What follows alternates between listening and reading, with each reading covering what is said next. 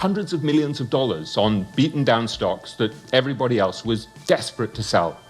I remember saying to him, "You've got to be so ballsy to do what you do." And Miller said, "Yeah, but I've also got to be right." They don't stash money overseas just to hide it, they move it to make it grow faster. While most people think offshore company means something shady or illegal, the truth is completely different. The world's wealthiest people, from tech founders to real estate magnates, use offshore structures as a strategic weapon, a tool to legally protect assets, multiply income streams, and quietly build global empires behind closed doors. This is not about tax evasion. It's about financial architecture, the way money is structured to move, grow, and stay protected no matter what happens. So, today, let's pull back the curtain and look at how the wealthy use offshore companies to create multiple income streams, and why this is one of the most misunderstood power moves in the entire world of finance. The world the public never sees. Most people imagine wealth as big houses, luxury cars, and stock portfolios. But the truly rich don't keep their wealth in one place. They spread it across borders. They understand that the modern economy isn't limited by geography. The world is interconnected, and money flows where it's treated best. This is why billionaires, family offices, and global investors set up offshore companies, not because they want to hide, but because they want control. Think of it like this. While the average person works for money, the wealthy build systems that make money work for them across multiple countries, currencies, and industries. Offshore structures are the invisible foundation of those systems. So, let's break down exactly how they use them step by step. Building a financial safe zone. The first thing wealthy individuals do with an offshore company is create what's known as a safe zone. This means they separate their personal wealth from their business risks. If one venture collapses, it can't take the rest of their fortune with it. For example, if a business owner in the US operates under one main company, all their assets from property to cash flow are under the same legal umbrella. One lawsuit could put everything at risk. But with offshore structures, they can separate those assets into different entities located in financially stable jurisdictions. It's not hiding money, it's creating distance. Distance from political instability, economic collapse, and even aggressive lawsuits. The wealthy know that protection comes before profit. So, their first move is never about making more, it's about making sure they never lose what they already have. Offshore companies serve as fortresses that guard their empire from unpredictable storms, turning taxes into strategy, not a burden.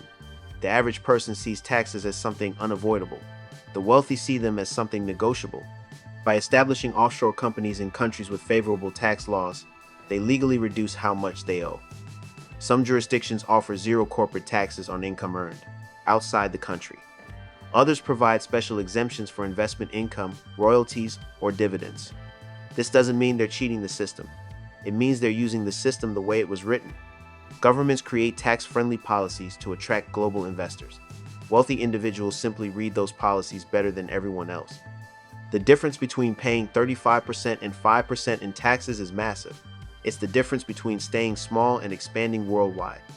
By strategically routing profits through offshore entities, they can reinvest the savings into new ventures, real estate, or global funds, effectively multiplying their streams of income without breaking any laws. Owning without being seen privacy is a form of power, and in the world of high finance, anonymity protects wealth from unnecessary attention, competitors, and even political targeting. Offshore companies often allow ownership through nominee directors or corporate shareholders. This means that while the wealthy person controls everything, their name doesn't appear on public records. This structure prevents identity exposure, reduces unwanted lawsuits, and makes their holdings less traceable. It's not about being mysterious, it's about safety. When your name is attached to millions or billions, you become a target. Offshore entities act like shields, allowing the rich to operate quietly. They can own real estate, stocks, luxury yachts, or entire companies under the name of an offshore corporation. So, when someone searches public records, all they see is a company name, not the person behind it. Privacy, in this sense, isn't secrecy. It's protection from the chaos of public exposure. Creating endless income streams. Here's where the offshore model becomes powerful. The wealthy don't just use offshore companies for protection, they use them as launchpads to build global income streams.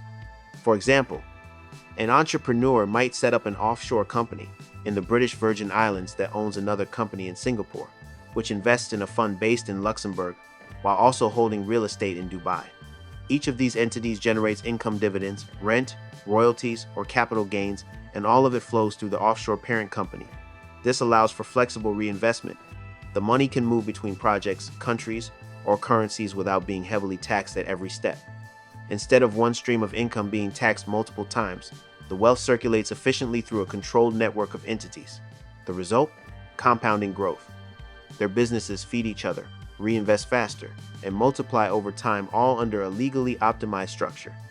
The power of multi-currency income. Another secret behind offshore structures is currency diversification. Most people earn in one currency and spend in another, but the wealthy earn in several. Through offshore entities, they can hold income in dollars, euros, dirhams, or yen, whichever currency is strongest at the time. This means they're not just building wealth, they're protecting it from currency crashes or inflation in any single country. For instance, when the dollar weakens, income held in euros or pounds gains relative value.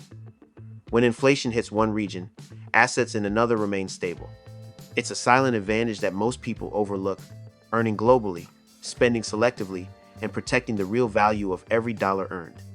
In the long run, this strategy creates consistent growth, even during economic uncertainty, because while one economy falls, another always rises. Investing without borders. When the wealthy set up offshore companies, they're not just protecting money, they're unlocking access to global investment markets. Many countries restrict foreigners from investing directly in local businesses, real estate, or funds. But offshore entities can bypass these limitations because they're legally recognized as neutral companies. That means a person in one country can own property in another through an offshore firm and then rent or sell it at a profit, all while enjoying legal protections and lower tax exposure. They can invest in international startups, emerging markets, and hedge funds that regular individuals can't easily access.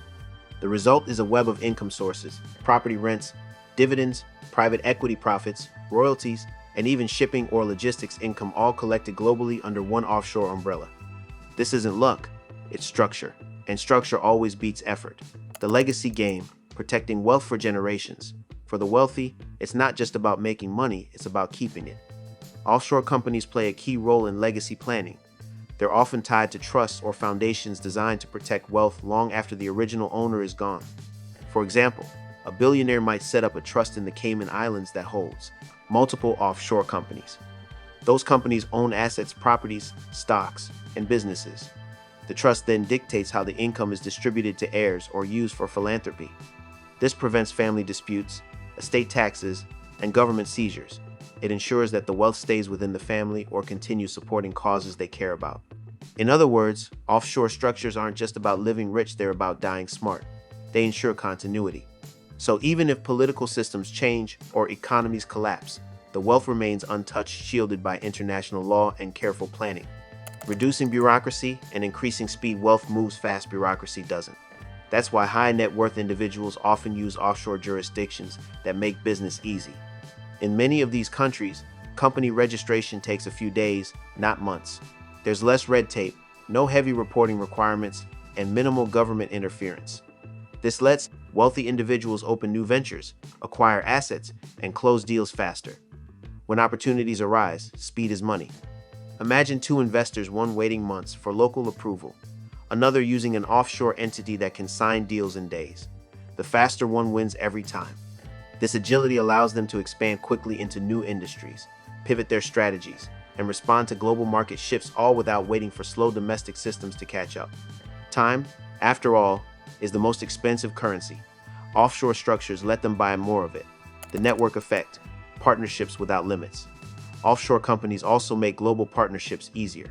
When two wealthy individuals from different countries want to collaborate, their respective governments often impose legal or tax complications. But when both operate through offshore structures, the process becomes clean, simple, and fast. These entities can form joint ventures, share profits, and co-own international assets seamlessly. It's why the global elite can build partnerships across borders that most local entrepreneurs can't even imagine. The offshore model creates a neutral ground, a space where deals can be made under clear, internationally recognized rules. This neutrality eliminates friction, protects both sides, and opens doors to collaborations that lead to exponential income growth. The blueprint behind quiet power. The next time you see a billionaire's mansion, remember this: the house is just the visible part of an invisible system.